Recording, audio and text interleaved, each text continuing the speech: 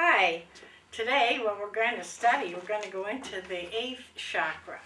But let us take a little bit of review before we go in. We're going to talk about dimension because now we're moving in to the 4th dimension.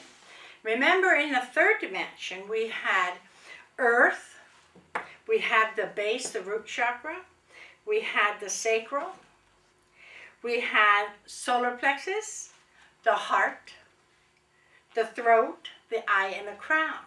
So now when we're moving into the 4th dimension, we're going to take 12 of those areas that we're going to study, 12 chakras. And the 8th chakra that we're going to be studying is known as the seed of the soul. And the 9th would be the body of light. The 10th is going to be the integration on polarities. And 11 is the new age energy, not new age, but the new energies coming in. And of course, the 12th being the Christ consciousness. So let us begin with the 8th chakra. As you know, the crown chakra, we said, was just a little bit above the top of the soft spot of your head. So now we're going to go up maybe a few more inches, maybe about here on the 8th chakra. I would say, now this varies too with different teachers. I feel my 8th chakra right here. So I'm saying that's about 6 to 8 inches above my crown chakra. So a lot of times people feel the energies differently when they teach it, and that's what they teach. So what are we going to learn from the next 5 that we're going to study? It's going to help you become one with the universe and become more of the Christ consciousness, the opening up to how to get you there like that. Now your awareness is slowly being moved away from your center. So your awareness is going to be going up here instead of on the body. And like we did in the chakras. But this is all important because it's all connected to our body. We're going to have in conference a larger framework of ourselves, and you know what? Also other people, because we're going to understand more realities, and we're going to see the divinity in everything that we come across. You're going to see the consciousness is going to open up, that we have a level of understanding the purity of the divine. So you will become more than you were when we studied the bodies. So you're going to become more than you were, more aware. And as we stop focusing on ourselves and to begin to focus on these larger energies, we move out of the small world and we step into a new universe with vast possibilities. One of the things that the extended chakra system aids us is breaking down of the self, which in confines of time and space. Let me repeat that. What we're going to do is we're going to learn the breaking down of self within the confines of time and space. So often we're caught up in time, and we have a chakra that's related to time. So we're going to move into other dimensions and other realities to come face to face with the idea that the physical world is a place where we live. That's all it is. It's just a place. You'll hear many people say it's the school ground of our learning of our soul. Well, this is where we're going to go beyond that. We're going to go parallel to the earth. And who knows, maybe even to the planets. No, just kidding. But we never know, do we? You never know what happens. So when you realize that you are an existence, you're the instrument in this vast, great orchestra, that you will be directing it and you will be creating it. Wow. Can you imagine that? You are the instrument in the creation. You're in an orchestra and you're creating this vastness. That's what we'll be able to do, because you'll see yourself transcend time and the physical body. You'll be able to do that. Hopefully. It all depends on you and how you work at it. You're not going to happen like this. It's going to take a lot of practice. It's going to take a lot of meditation. And it's going to be able to follow direction. Now, each spiritual chakra opens to a corresponding doorway to another portion of the vastness of our God or the universe. And I personally like to use the term God, all there is. And sometimes we have these spiritual obstructions, just like in your computer, you're hardwired and you have to be rewired. So let's look at all of our things in our chakras is like a computer, and we're all wired, but sometimes we have to reconnect a wire, or we have to change wires. So let's look at that as we talk about this.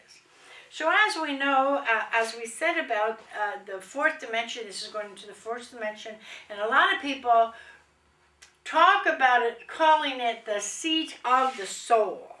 And what is the color of this? It's either silver or it's like an ultraviolet. It depends again on the individual. See, I don't tell anybody you have to see a certain color. I want you to try to focus on that color, but every shade is different in the unique individual that you are.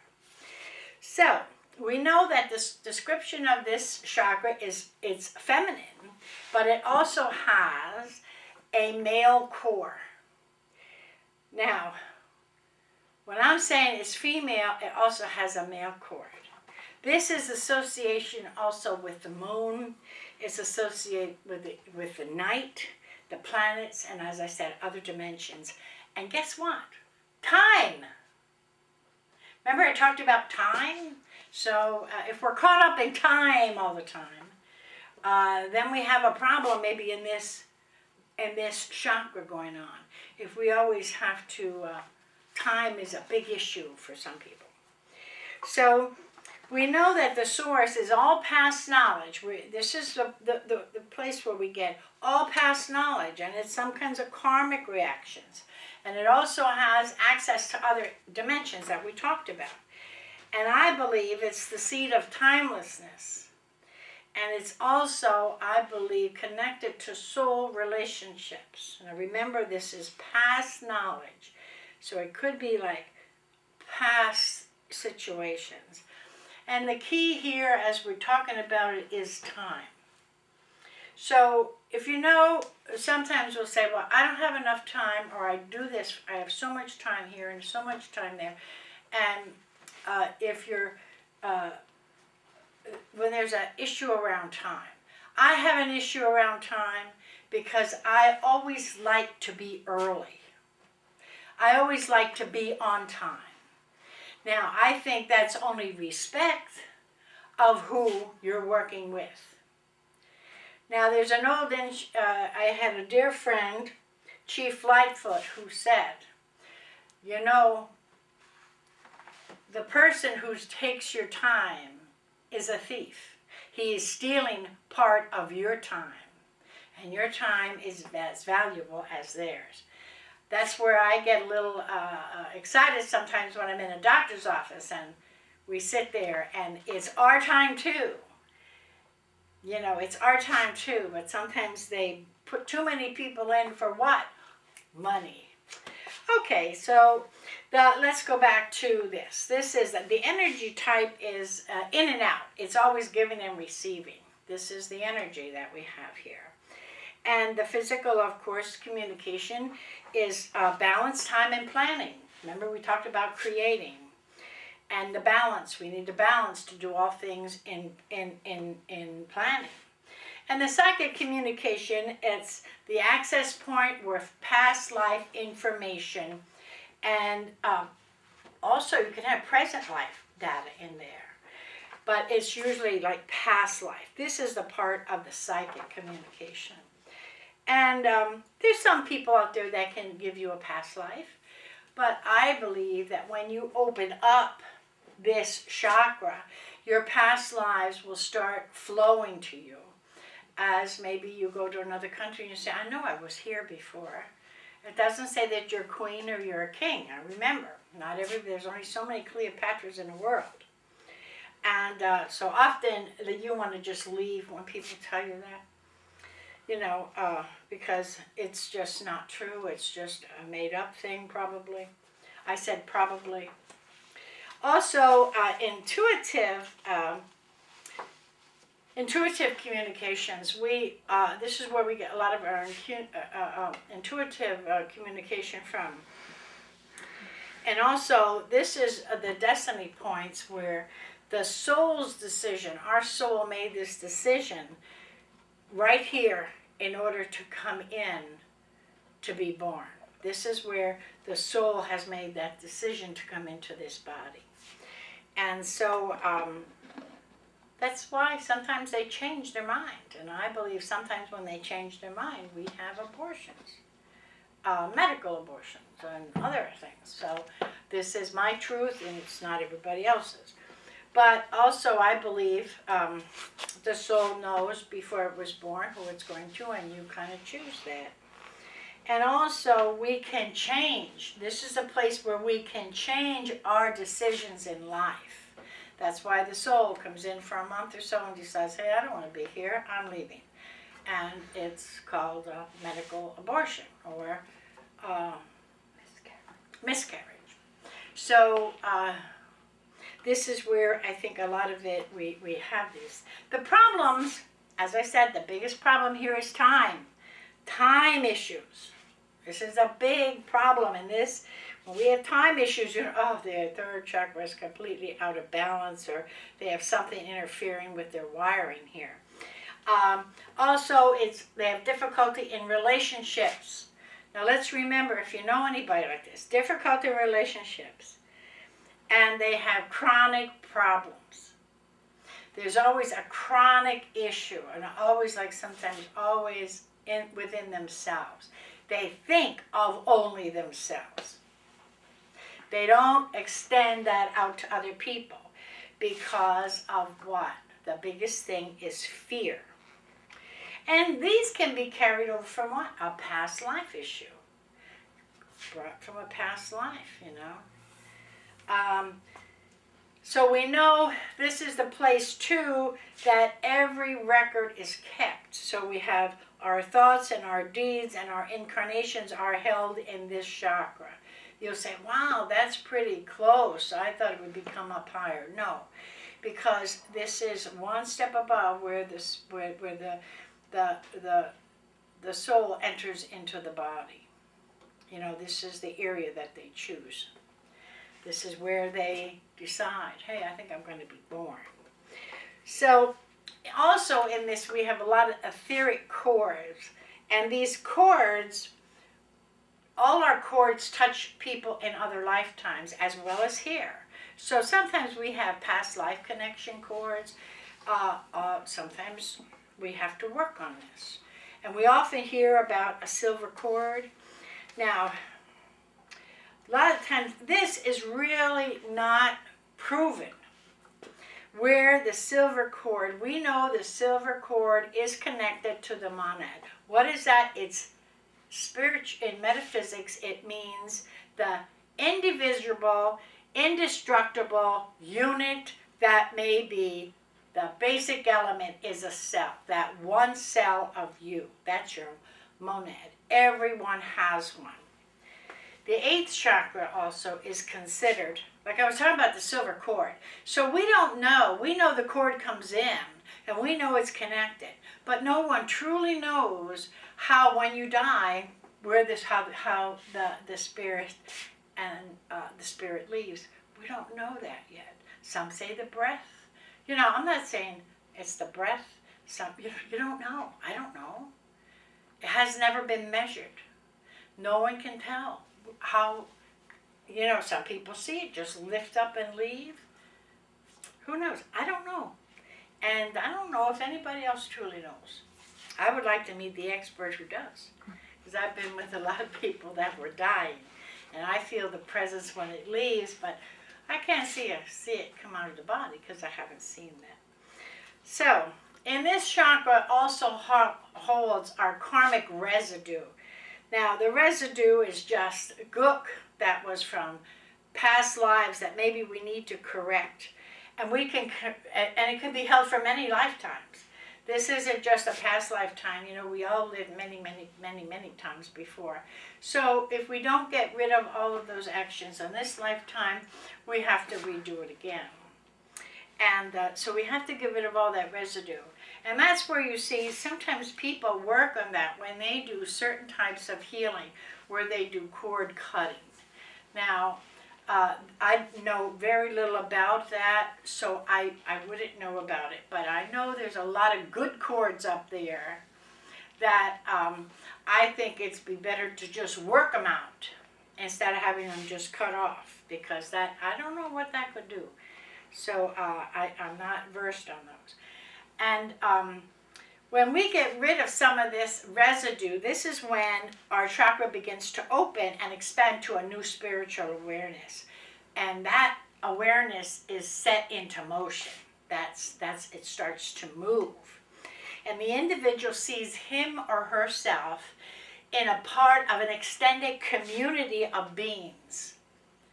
What am I saying? A new community of beings. A new source of light. A new source of light. And so often we need that extra light. We need that extra breath. And this is where when we do that, when we see this new source of light, you know what? We get ideas, we get concepts, we get new abilities within ourselves that we can achieve. And it's wonderful because we can also have out-of-body experiences or projections. We can also have a new spiritual perception of things. That means we understand it in a different way. Or we get spiritual wisdom without truly studying all the books that are out today. All the books that we have today is knowledge. It's knowledge. But you need to have the wisdom in order to understand the knowledge. And a lot of people get confused with that.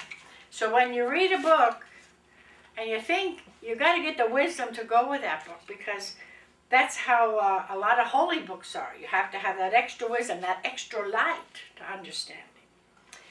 And as light workers of healing, we need to know that this center is cleansed. We need to know that because it's a human house clean. We clean our house. So it is we have to clean the patterns of old lifetimes. We have that are old and worn out that we still want to bring with us. We have to house clean that area. So when we do this, the patterns that last of what holds you back to the reincarnation system and our humanism, and it keeps us from uniting in other higher powers. So we want to clean the residue that we can go on and unite with our higher powers, our higher beings, better ideas, more energy, more healing energy coming from you. Remember, you do not do the healing. The higher source through you does the healing.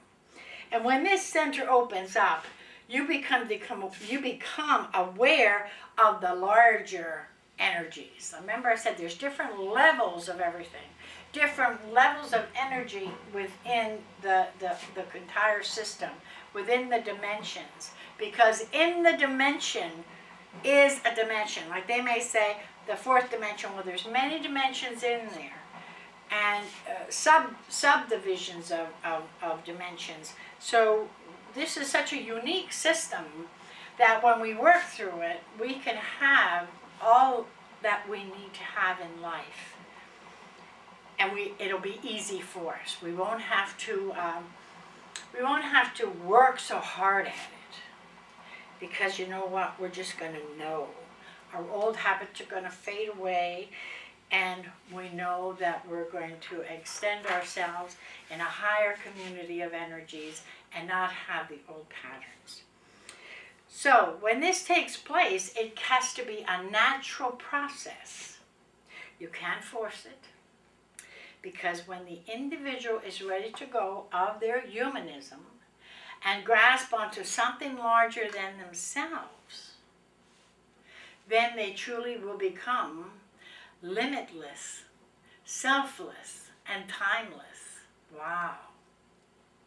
Isn't that something? This is all new wisdom that we're getting here. So we have to remember that when we start the process of cleaning, it has to be done in a gentle, loving way. And I'll tell you, during a meditation, that's why meditations are so important.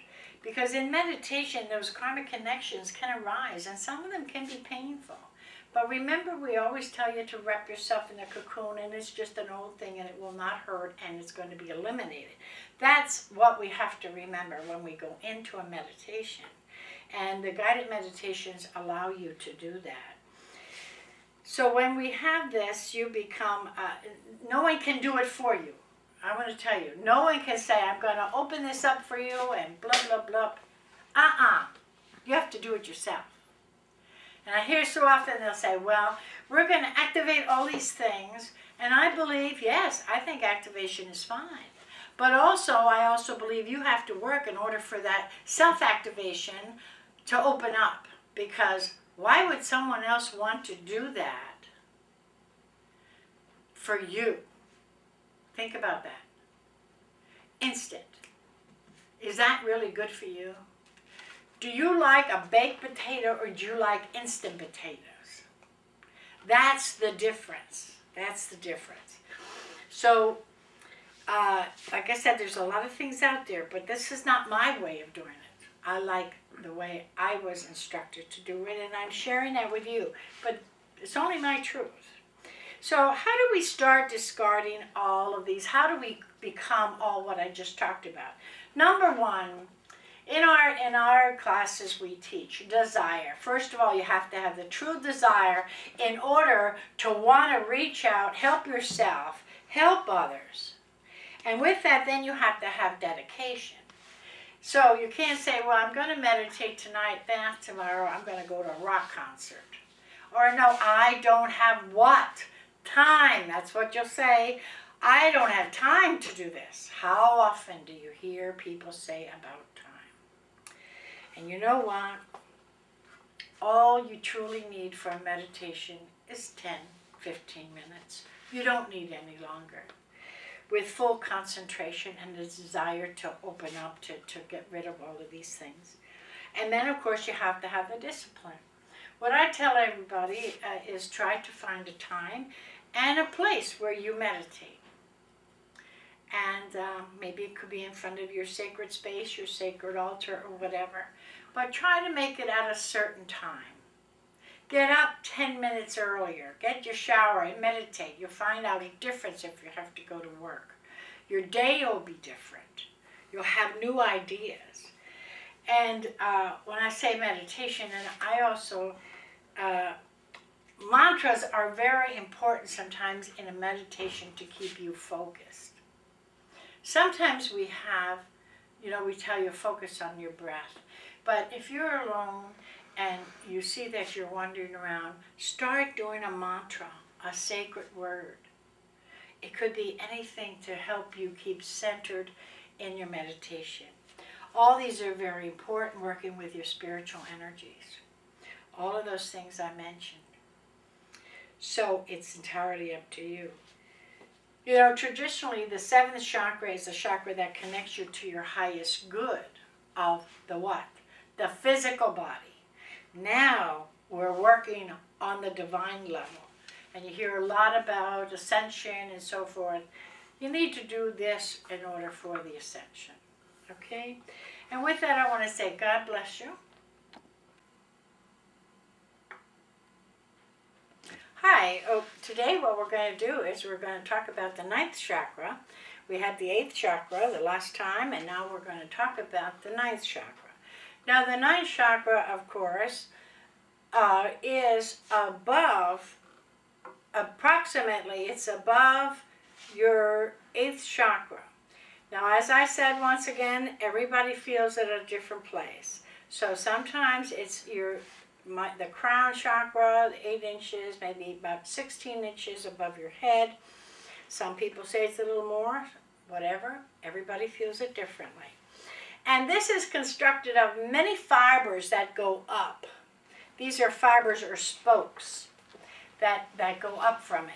So, and it has a beautiful golden hue to it. And when this chakra is activated and it's in position, it has a beautiful array of wonderful rainbow colors, beautiful shades. Now, when we talk about this chakra, it's like shaped like a mushroom. It goes up and then it goes around and out. It goes up, around, and out, like almost a mushroom type look.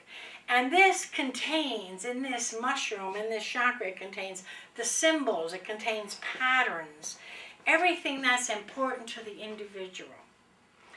Now, a lot of times we see, when people can do some artwork with symbols and sacred geometry and things like that. This is where all of the things come from, the symbols and so forth, from all over, and it's from this chakra.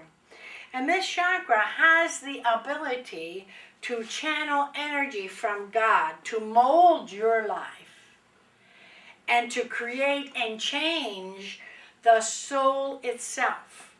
In other words, these symbols that you have formed in there, when that they all can change with God's energy coming on there, and you get that activated to your ability by meditating and so forth. This is where God can come through and he can start working on the whole soul process. Wow. And this is a fully functioning, when it's fully functioned, it will lead you to know what you know. You just know that you know.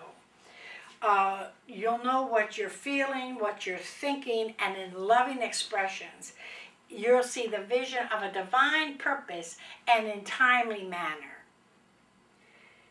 While you are patient, you're going to be creating all that you are. And Dr. Carl Jung, a Swiss psychiatrist and psychologist, unknowingly brought the theory of this chakra that it could be functioning as the seat of the soul. Remember, we talked about the seat of the soul, but all of these are your seats of the soul. The 8th, the 9th, it's all in that pattern.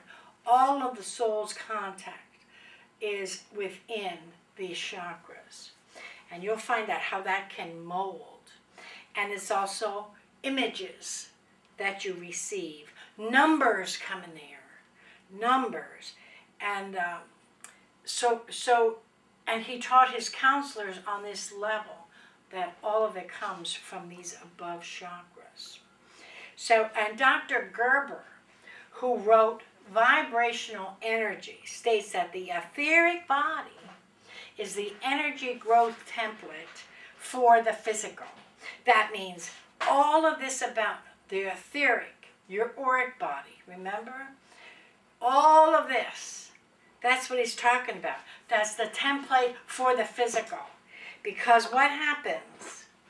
He states when the etheric changes occur on the etheric level, it has to change there before it can manifest in a physical cellular event.